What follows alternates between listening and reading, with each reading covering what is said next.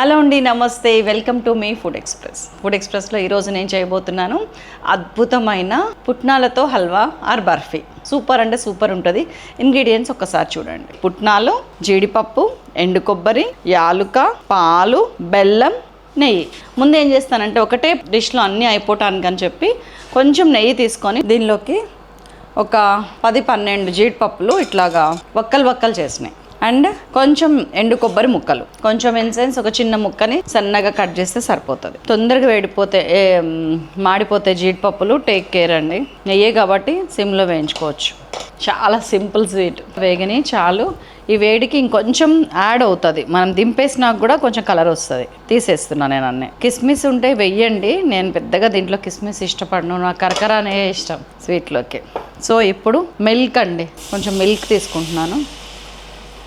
ఎన్ని మిల్క్ అంటే మీ పుట్నాలు మునిగే ఎన్ని మిల్క్. పుట్నాలు ఒక కప్పు తీసుకున్నాను, ఒక 50 గ్రాములు అనుకోండి. పుట్నాలు మునిగే ఎన్ని మిల్క్. దీన్ని ఇట్లా ఉడకనివ్వండి, కొంచెం మెత్తగా అయ్యేంత వరకు, పుట్నాలు మెత్తగా అయ్యేంత వరకు ఉడకనిద్దాం. చాలా సింపుల్ అండి. 10 మినిట్స్ కూడా పట్టదో స్వీట్, అంతే ఈజీగా అయిపోతుంది. సిమ్ చేశాను సో దట్ పుట్నాలు బాగా ఉడుకుతాయి. వేడి పాలు తీసుకున్నాను, అందుకే మీకు వెంటనే పొంగొచ్చింది. పాలు నేను జస్ట్ ఒక 100 ml పోసినానండి, 150 మ్యాక్సిమం. ఒక కప్పు పుట్నాలు మునిగేన్ని పాలు చూస్తున్నారు కదా. ఆ పాలు దేనికంటే మనకి టేస్ట్ కోసం, ఒకటి మనకి పేస్ట్ లాగా రావాలి. ఈ స్వీట్ బర్ఫీ టైప్ అనమాట. పుట్నాలు బర్ఫీ అనుకోండి. పుట్నాలు హల్వా అంటే నాకు నచ్చుతుంది, అది వింటానికి కొంచెం. పుట్నాలు హల్వా సో ఒక గ్రేవీ టైప్లో రావాలి, అందుకని ఆ పాలు గురించి మీరు అస్సలు టెన్షన్ అవ్వకండి. నేను కావాలని మళ్ళీ పోస్తున్నా మీకు ధైర్యం తీసుకురావడానికి. పుట్నాలు ఉడకటానికి ఒక 3-4 నిమిషాలకు మించి ఏం పట్టదండి. నానాలి, ఉడకాలి అంతే. వేడి పాలలో కాబట్టి తొందరగా అయిపోతుంది. చక్కగా ఒక మిక్సీ గిన్నె తీసుకున్నాను. ఇది షిఫ్ట్ చేసేస్తున్నాను పాలతో సహా. కొంచెం చల్లారనివ్వండి. మనం మిగతా ఇంగ్రీడియంట్స్ అన్నీ వేసేటప్పటికి చల్లారిపోద్దండి. ఒక 4 యాలకలు వేసేస్తున్నాను, 5 ఇదిగోండి. కొన్ని జీడిపప్పు వేస్తున్నాను, ఒక 20-30. జీడిపప్పు అనేది టేస్ట్ కోసం మీ ఇష్టం అండి. అండ్ ఇదిగోండి బెల్లం సరిపడా. అంటే మీరు పుట్నాలు ఎన్ని తీసుకుంటారో దానికి 1.5 బెల్లం తీసుకోండి. 1 కప్పు పుట్నాలు తీసుకున్నారనుకోండి, 1.5 కప్పు బెల్లం తీసుకోండి. అది మీకు కరెక్ట్ కొలత. బెల్లం దీన్ని కొంచెం చల్లారనిచ్చి మిక్సీ వేసి మెత్తగా పేస్ట్ చేసుకొస్తాను. సో నేను కొంచెం గ్రీస్ చేసినా చేయకుండా అంతే ఉంటుంది. మన మధ్యలో నెయ్యి వేస్తూనే ఉండాలి. నెయ్యి అనేది ఎంత అనేది మీ ఇష్టాన్ని బట్టి ఉంటుందండి, మీ ఓపిక. ఎంత నెయ్యి వేస్తే అంత టేస్టీగా ఉంటుంది.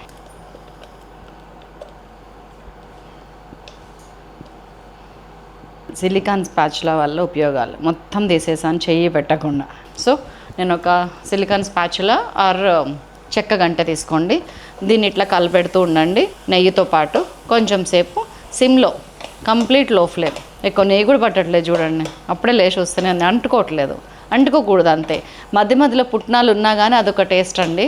ఉండనియండి, బాగుంటుంది అంతే. దీన్ని ఒక 5-6 నిమిషాల పాటు ఇట్లా కలబెట్టుకుంటా నెయ్యి యాడ్ చేసుకుంటూ ఉండండి. కొంచెం సేపు ఉడకాలి, వేగాలి.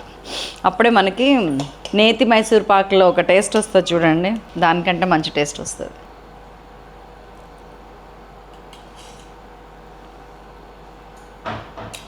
అస్సలే పట్టుకోవట్లేదు, వదిలిపెట్టేసింది చూసారా. ఒక 5 మినిట్స్ అంతేనండి. ఇట్లాగా అటు ఇటు తిప్పుకుంటా దీన్ని చేయటమే.